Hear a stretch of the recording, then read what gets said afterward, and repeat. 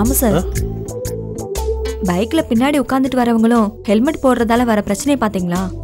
என்ன பிரச்சனை வருது? என்ன ராமு சார் இப்படி கேக்குறீங்க? பெட்ரோல் பங்க்ல பெட்ரோல் போட்டுட்டு இருந்தீங்க. நான் உங்களுக்காக வெயிட் பண்ணிட்டு இருந்தப்ப என்ன மாதிரி ஹெல்மெட் போட்டிருந்த ஒருத்தி உங்க பின்னாடி ஏறி உட்காந்துட்டா. உங்க இடுப்பை வேற கெட்டியா புடிச்சுக்கிட்டா. நல்ல வேளை நான் ஹெல்மெட்டை கழட்டிட்டு ராமு சார்னு கத்துனேன். இல்லனா அவளோட வீட்டுக்கு வந்திருப்பீங்க. நானும் பெட்ரோல் பங்க்ல அம்போன்னு நின்னு இருப்பேன். நானும் பெட்ரோல் பங்க்ல ஒரு எக்ஸ்சேஞ்ச் ஆஃபர் இருக்கு அப்படின்னு நினைச்சிருப்பேன். உதவாங்காதீங்க. உங்கள மாதிரியே அவளோட ஹஸ்பண்டும் இதே கலர்ல ட்ரெஸ் போட்டிருந்தாரு. இனிமே லேடிஸ் எல்லாம் உஷாரா இருக்கணும். நம்மளோட ஹஸ்பண்ட் தானான்னு முகத்தை பார்த்துட்டு பைக்ல ஏறி உட்காரணும். ஹெல்மெட் போடுறதால நல்லதும் இருக்கு. ஆமா சீதா, சரி வா போலாம்.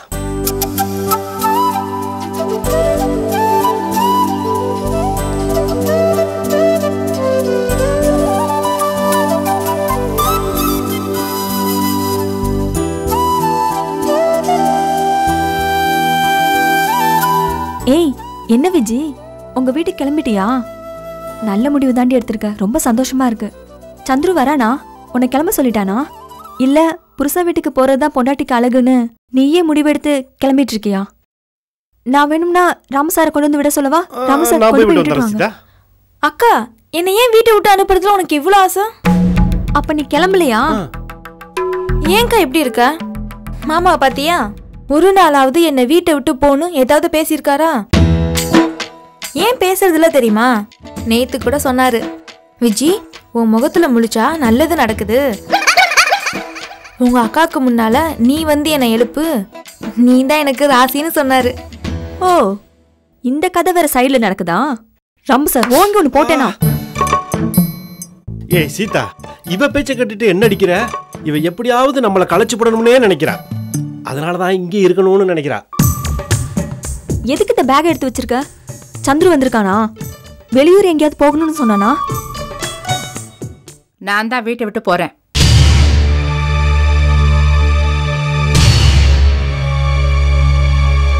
என் ட்ரெஸ் எல்லாம் எடுத்து பேக்ல வச்சிருக்கேன். எங்கம்மா கிளம்பிட்ட? ஓ, சுதா வீட்டுக்கு கிளம்பிட்டியா? அவ வசதியா இருக்கா, கொஞ்ச நாள் இருந்துட்டு வரலான்னு கிளம்புறியா?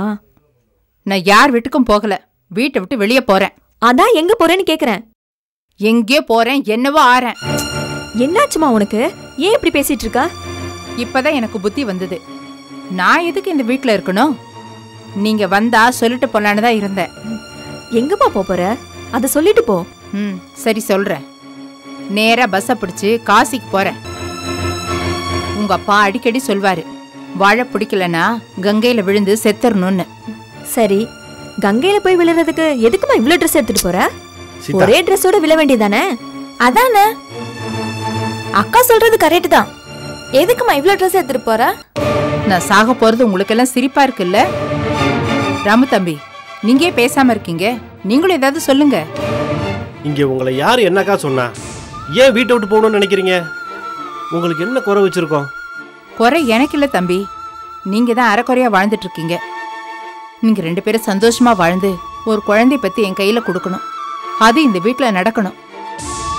இத்தனை நாள் கௌதமும் மோகினி சேரணும்னு காத்துட்டு இருந்தீங்க. ஆனா விதி உங்க வாழ்க்கையில தொடர்ந்து விளையாடிக்கிட்டே இருக்கு. இப்போ கௌதம் தம்பி ஜெயிலுக்கு போயிடுச்சு. அப்புறம் கீதா வேற செத்து போயிட்டா. எல்லாம் அவங்க தலை எழுத்து. நம்ம விருப்பத்துக்கு மாத்தி எழுத முடியுமா?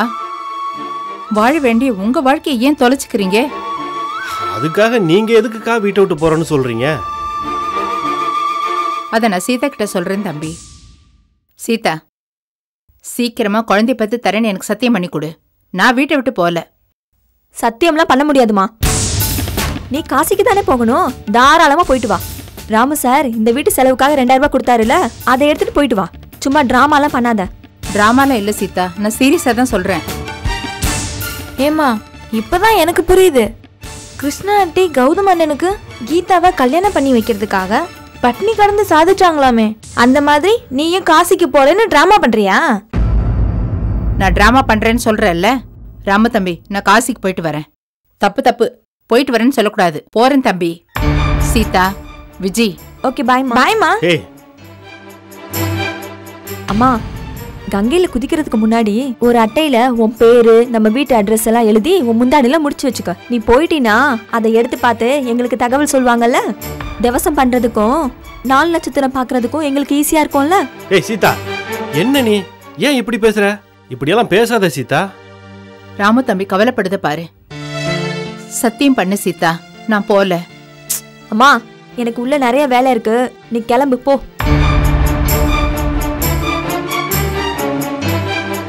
ஏய் விஜய், நீ என்னடி சொல்ற? சீக்கிரம் எடுத்தா காலி பண்ணுமா? ஏய்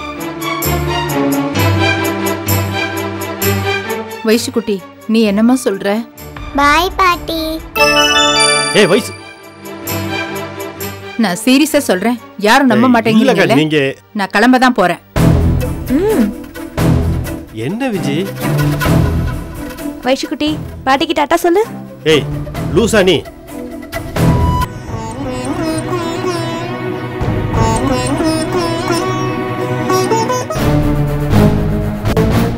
சீதா, சீதா, அக்கா போறாங்க பாரு, போக வேண்டாம்னு சொல்லி கூப்பிடு.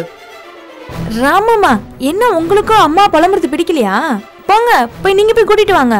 போங்க ராமம்மா. ஐயோ, நான் கூப்பிட்டா சரியா வராது விஜி, சத்தியம் பண்ண சொல்லி கேட்பாங்க. நீ போய் கூப்பிடு விஜி, போ. அம்மா எங்கேயும் போக மாட்டாங்க, நீங்க கவலைப்படாதீங்க ராமு சார். இல்ல சீதா, போய் கூப்பிடு சீதா, என்னன்னு போய் கேளு. அவங்க வந்துடுவாங்க, நீங்க எதுக்கு பதட்டப்படுறீங்க? மாமா, நேத்து நீங்க கொடுத்த 2000 ரூபாய் பணம் இதுல வச்சிருந்தேன், காணோம் மாமா. அதெல்லாம் விட, நீ ஓடி போய் என்னன்னு போய் பாரு, போ. ஏன் இப்படி எல்லாம் பண்ற? அம்மா, அம்மா.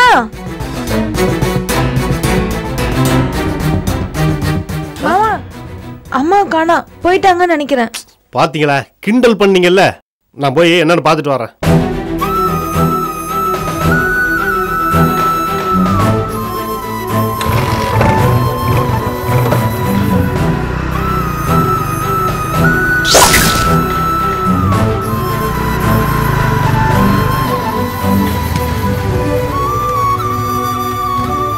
இப்பதான் வெளியில வந்தாங்க, அதுக்குள்ள அக்காவை காணுமே. அக்கா ஆட்டோவெல்லாம் முடிச்சு போக மாட்டாங்க, நடந்து தானே போவாங்க. அக்கா கையில வேற போன் இல்ல, எங்க போயிருப்பாங்க?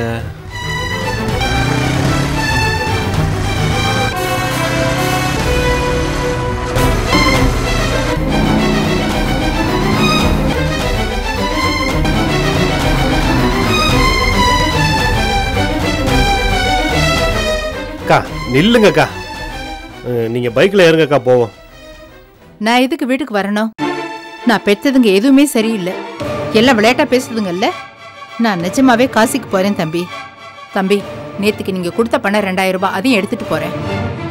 அக்கா, சீதாவும் விஜயும் நீங்க விளையாட்டு பண்றதா நினைச்சுக்கிட்டு இருக்காங்க. விளையாட்டை வினையாக்கிடாதீங்க, நீங்க வீட்டுக்கு வாங்க, போவோம். ரோட்ல எல்லாரும் பாக்குறாங்க பாருங்கக்கா, என்ன கெஞ்ச வைக்காதீங்க.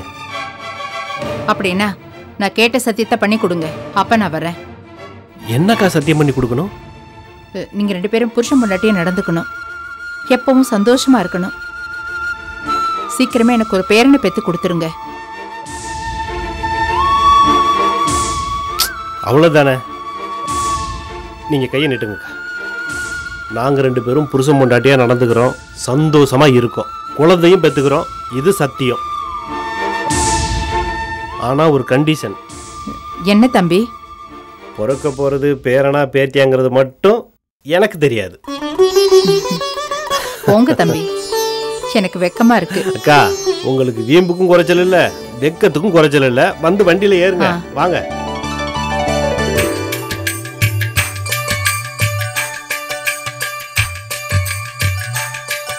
தம்பி, பார்த்து போங்க, கோவப்பட்டு என்னை கீழே தள்ளிடாதீங்க. அவசரத்துல ஹெல்மெட் வேற போடாம வந்திருக்கீங்க. செத்து போறன்ட்டு ஓடி வந்தீங்க, இப்ப இவ்வளவு பயப்படுறீங்க? ஏதோ ஒரு வேகத்துல சொல்லிட்டேன் தம்பி. நான் போயிட்டா வரப்போற பேரனையோ பேத்தியோ யார் குளிப்பாட்டுறது, யார் கொஞ்சிருது? எப்படியும் ஜெகன் தான் வந்து பிறக்க போறான், அவன் வந்து என்ன தேட மாட்டானா தம்பி? சரிக்கா, போகலாம்.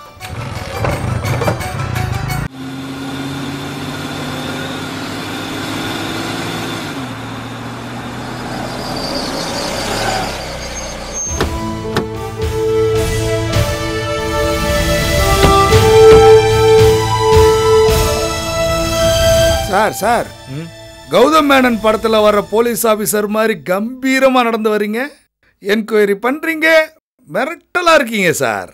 எதுக்கு இப்ப என்ன பாராட்டுறீங்க கனகாம்பரம்? சார் என் பேர் கனகாம்பரம் இல்ல சார், ஏகாம்பரம் சார். பின்னால உட்காந்துட்டு தூங்கிட்டு வந்த மாதிரி இருந்தது, அதான் அலர்ட்டா இருக்கீங்களான்னு செக் பண்ணேன். Sorry sir, sorry sir. வாங்க.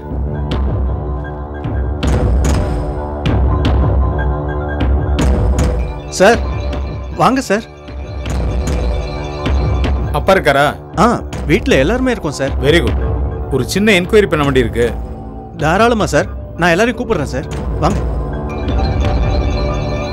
வாங்க சார், உட்காருங்க உட்காருங்க சார். அப்பா அம்மா. வணக்கம் சார்.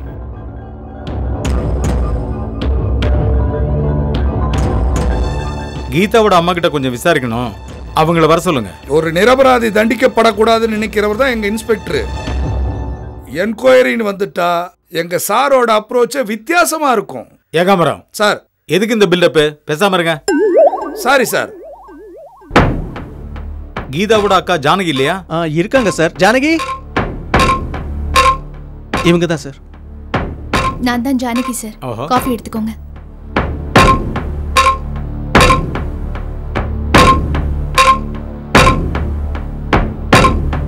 உங்க சிஸ்டர் கீதா உங்க மேல ரொம்ப பாசமா இருப்பாங்களா? நானும் என்னோட அம்மாவும் தான் சார் அவளோட உலகம். நான் இருக்கிற வீட்டுக்கே அவ கல்யாணம் பண்ணிக்கிட்டு வரப்போறான்னு ரொம்ப சந்தோஷமா இருந்தா சார். அவளை போய் எப்படி கொலை பண்ண மனசு வந்தது?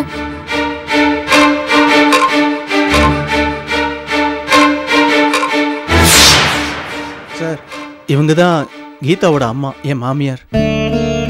வணக்கம்மா, உங்ககிட்ட கொஞ்சம் பேசணும். என் பொண்ணுங்க தான் சார் எனக்கு உலகம். என் பொண்ணு அநியாயமா கொன்னுட்டாங்க சார். கௌதம் தம்பி அவளை கல்யாணம் பண்ணிக்க சம்மதிச்சதும் எவ்வளவு சந்தோஷப்பட்டா தெரியுமா? அநியாயமா அவளை கொன்னுட்டாங்களே சார். சாரிம்மா, நான் நேராவே விஷயத்துக்கு வரேன். கௌதம் கீதாவை கொலை பண்ணலன்னு நீங்க எல்லாரும் நம்புறீங்கல்ல? கௌதம் இந்த கொலையை பண்ணலன்னா வேற யார் இந்த கொலையை பண்ணிருப்பாங்கன்னு யோசிச்சு பாக்குறப்ப, ஒரு இளம்பெண் கொலை செய்யப்பட்டா உடனே நாங்க 2-3 ஆங்கிள் விசாரிப்போம், யோசிச்சு பார்ப்போம். அது என்னன்னா ஃபர்ஸ்ட் லவ். உங்களுக்கு தெரிஞ்சோ தெரியாமலோ திருச்சியில கீதா வேற யாரையாவது லவ் பண்ணிருக்காங்களா? இல்ல சார், என் பொண்ணு எனக்கு தெரியாம எதையும் செய்ய மாட்டா சார். லவ்ங்கிறது தெரியாம பண்றதுனமா? சார் எங்க தங்கச்சியை பத்தி எந்த விசாரணையுமே பண்ண வேணாம் சார். அவ ரொம்ப குடும்ப பாசம் உள்ளவ, எந்த தப்பு தண்டாவும் பண்ண மாட்டான். அவளுக்கு எதிரிங்கன்னு யாருமே இல்ல சார். அவளை கொலை பண்ணிடுவேன்னு ஒரே ஒருத்தன் தான் சார் சொன்னா. அவன் தான் சார் அந்த கொலையை பண்ணிருக்கான். அவன் தான் பண்ணிருக்கான்.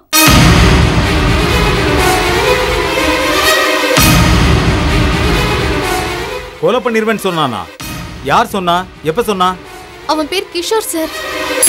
ஜானகி அவசரப்பட்டு எதுவும் பேசாத, இது சாதாரண விஷயம் இல்ல. கார்த்தி கொஞ்சம் சும்மா இருங்க. யாருமா இந்த கிஷோர்? கௌதமோட வைஃப் மோகினி இருக்கால, அவளோட அத்தை பையன் தான் சார் கிஷோர். அவன் வீட்டுல தான் அவ தங்கியிருக்கா. கீதா கௌதம கல்யாணம் பண்ணிக்க போறான்னு சொன்னதுல இருந்தே அவன் கீதாவை ஃபாலோ பண்ணிட்டே இருந்தான் சார். அப்படியா? நீங்க சொல்ற கிஷோர் இவனான்னு பாருங்க.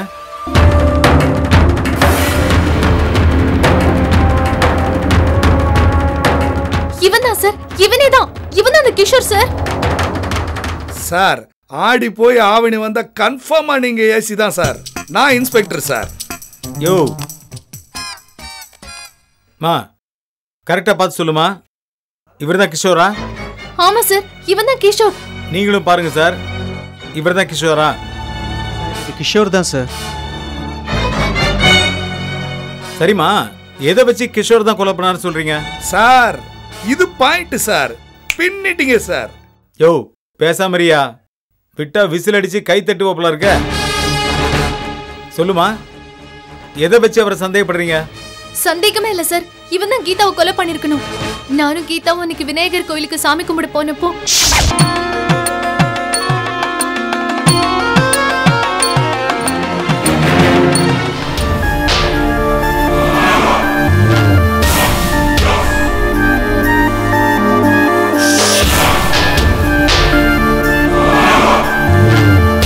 என்ன கீதா? அக்கா, இவன் தான் கிஷோர், மோகினியோட மாமா பையன். நீ வா, பாத்துக்கலாம். நில்லுங்க. நீ யாருடா எங்களை நிக்க சொல்றதுக்கு? ஏண்டி நிக்க சொன்னா நிக்க மாட்டியா? என்னது டியா? நீ மரியாதை கொடுத்தா நானும் மரியாதை கொடுப்பேன். புருஷன் பொண்டாட்டியை பிரிச்சு குடியை கெடுத்துக்கிட்டு இருக்கீங்க. நீங்க திமிரா பேசுறப்பவே தெரியுது. மோகினியை கல்யாணம் பண்ணிக்க போற திமிர தானே நீ பேசிட்டு இருக்க? மோகினியை கல்யாணம் பண்ணிக்க போறேன்னு நான் உங்ககிட்ட வந்து சொன்னேனா? ஏதாவது சாக்கு வச்சு கௌதம குழப்பி விட்டு நீ தான் அவரை கல்யாணம் பண்ணிக்க பிளான் பண்ற. அதுக்கு உங்க அம்மாவும் துணையா இருக்காங்க. உன்னோட இந்த கனவும் பலிக்காது, கல்யாணமும் நடக்காது, நடக்கவும் விட மாட்டேன்.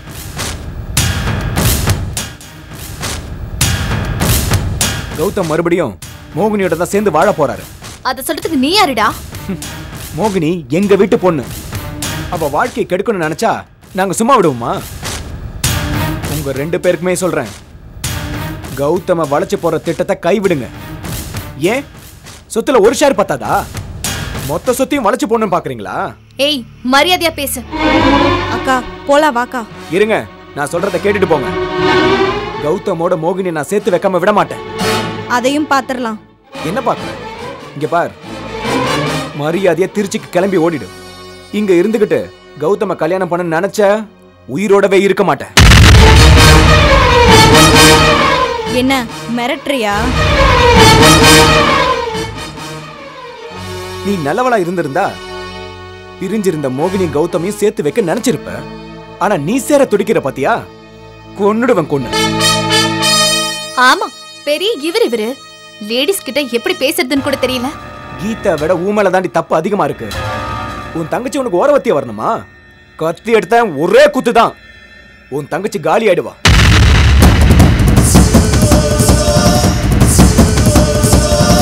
அப்புறம் எப்படி கல்யாணம் பண்ணி வைப்ப? உன் தங்கச்சியோட உயிரை காப்பாத்தணும்னா உடனே உங்க அம்மாவோட ஊருக்கு அனுப்பு. என்னடா ரொம்ப பேசுற? என் தங்கச்சி இங்க தாண்டா இருப்பா. முடிஞ்ச உடனே மோகினிய கௌதம்க்கு டைவர்ஸ் கொடுக்க சொல்லு. அப்ப இவ உயிர் மேல உனக்கு ஆசை இல்லல்ல? என்னடா ரொம்ப பேசுற? இதோதான் இருக்க என் தங்கச்சி. கொல்லு, கொல்லுடா. என்ன வீராப்ப காட்டி பாக்குறியா? 5 நாள் டைம் தரேன். கீதா திருச்சிக்கு ஓடினு.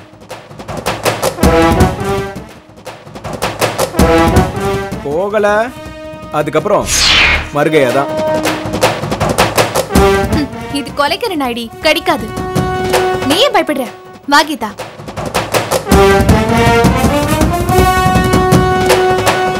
ஏய் நில்லுங்கடி. கடைசியா ஒரு தடவை எச்சரிக்கை பண்றேன். 5 நாளும் ஃபாலோ பண்ணிக்கிட்டு தான் இருப்பேன். உன் தங்கச்சி திருச்சி போகாம கௌதமோட சுத்திக்கிட்டு இருந்தா அப்புறம் போனமாய் போஸ்ட்மார்ட்டம் பண்ண பாடியை தான் வீட்டுக்கு வருவா.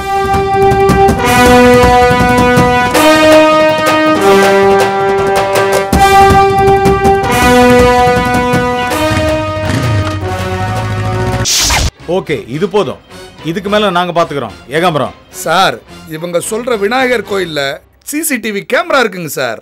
வீடியோ புட்டேஜ் எடுத்து பார்த்தோம்னா எல்லாமே நல்லா தெரியும் சார். அப்ப நாங்க கிளம்புறோம். மறுபடியும் வருவோம். எங்களால முடிஞ்ச வரைக்கும் ட்ரை பண்றோம். வர 10ஆம் தேதி கோர்ட்ல ஹியரிங் இருக்கு. உடனே தண்டனை கிடைச்சாலும் கிடைக்கலாம்.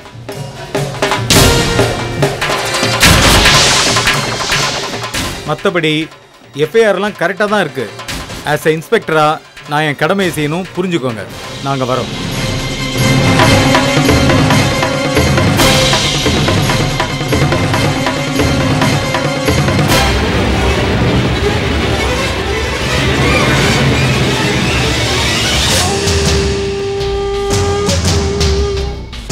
Excuse me sir. என் பிள்ளை என்ன மாதிரி சார். எனக்கு போய் சொன்னா தப்பு செஞ்ச பிடிக்காது. அதே மாதிரி தான் அவனும். அப்புறம் எப்படி சார் அவன் கொலை பண்ணிருப்பான்? ப்ளீஸ் சார், என் பிள்ளையை காப்பாத்தி கொடுங்க. அவன் ஒரு சந்தோஷத்தையும் அனுபவிக்கல, கஷ்டப்பட்டுக்கிட்டே இருக்கான் sir. Please sir. Don't worry madam. உங்க பையன் நிரபராதினா நிச்சயமா காப்பாற்றப்படுவான். Believe me.